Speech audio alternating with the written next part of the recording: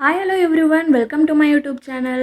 இன்றைக்கி நம்ம எதை பற்றி பார்க்க போகிறோன்னா, ஒவ்வொரு பெட் பேரண்ட்டுக்கும் அவங்களுடைய பெட்டுக்கும் இருக்கிற ஒரு க்யூட் லவ் ஸ்டோரி பற்றி தான் பார்க்க போகிறோம். இது பர்சனலாக நான் எக்ஸ்பீரியன்ஸ் பண்ண லவ் ஸ்டோரி. ஸோ இதை சும்மா ஷேர் பண்ணிக்கலான்னு இருக்கேன் இன்றைக்கி. சரி வாங்க பார்க்கலாம். ஒரு நாள் என்னாச்சுன்னா, எங்கள் மாமா எனக்கு சர்ப்ரைஸ் கொடுக்கலான்னு ஒரு அழகான க்யூட்டான பப்பி ஒன்று வாங்கிட்டு வந்து கொடுத்தாங்க.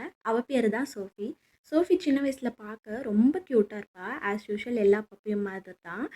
போக போக தான் தெரிஞ்சுது அவள் எவ்வளோ பெரிய சேட்டைக்காரின்னு. ஆம், அவளுடைய சேட்டையெல்லாம் சமாளிக்கிறதுக்கே எங்கள் பாதி நாள் போகிடுங்க. அப்படி குறும்பு பண்ணுவா.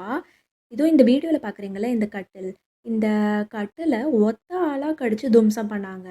இதில் இருக்கிற அந்த கயிற்று கட்டில் அப்படியே நார் நாராக கிழிச்சு எடுத்துட்டா. அப்படி இப்படின்னு அவள் சேட்டை பண்ணாலும் என்னதான் இருந்தாலும் வீட்டில் ஒருத்தி ஆயிட்டா கொஞ்ச நாள்லே. அப்படியே நாளடைவில் அந்த அம்மா அப்படியே கொஞ்சம் கொஞ்சமாக பெருசாக வளர ஆரம்பித்தாங்க. பார்க்கவே ரொம்ப க்யூட்டாக இருப்பா.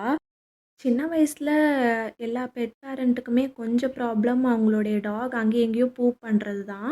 அதை க்ளீன் பண்ணுறதுக்கே வந்து நேரம் சரியாக இருக்கும். எங்களுக்கும் அதே மாதிரி தான் கொஞ்சம் ப்ராப்ளமேட்டிக்காக இருந்தது. இருந்தாலும் அதையுமே மீண்டு வந்துட்டோம். ஆனால் எக்ஸ்ட்ராவாக எச்சி ஊற்றுறது, ஃபுட் எக்ஸ்பென்சஸ், அப்புறமேட்டா மெடிக்கல் எக்ஸ்பென்சஸ் இதெல்லாமும் வந்து கொஞ்சம் நாளில் வந்து ஆட் ஆகிடுது.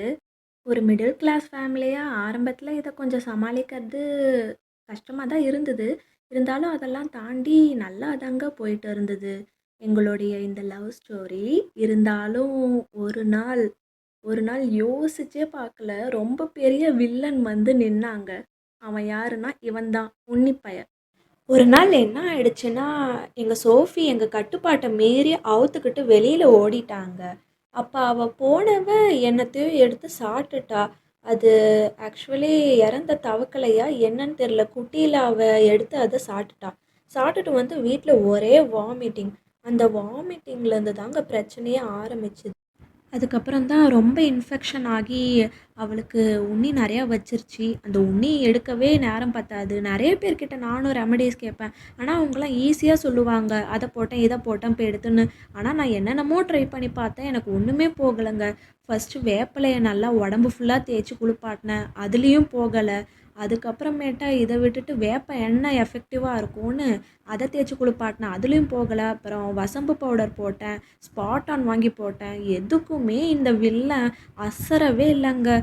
என்ன பண்ணுறேன்னே தெரியல. சோஃபியை மடியிலலாம் போட்டுக்கிட்டு அழுதேன், போகவே இல்லை. எங்கள் சோஃபிக்கிட்ட ஒரு ப்ராப்ளம் இருக்குது, அது கையையும் காதையும் தொட விடாது. அதனாலே எங்களுக்கு ரொம்ப பிரச்சனையாக போயிடுச்சுங்க டிக்ஸ் எல்லாம் ரிமூவ் பண்ணுறதுக்கு. அதுக்கப்புறமேட்டா கொண்டு போய் எங்கேயாவது விட்டுறலான்ற அளவுக்கு நிலமை போயிட்டுங்க. இந்த வீடியோ உங்களுக்கு பிடிச்சிருந்தா லைக் பண்ணுங்கள், ஷேர் பண்ணுங்கள், கமெண்ட் பண்ணுங்கள். மறக்காமல் சப்ஸ்கிரைபும் பண்ணுங்கள். பார்ட் 2ல் வந்து உங்களை நான் சந்திக்கிறேன். பாய்.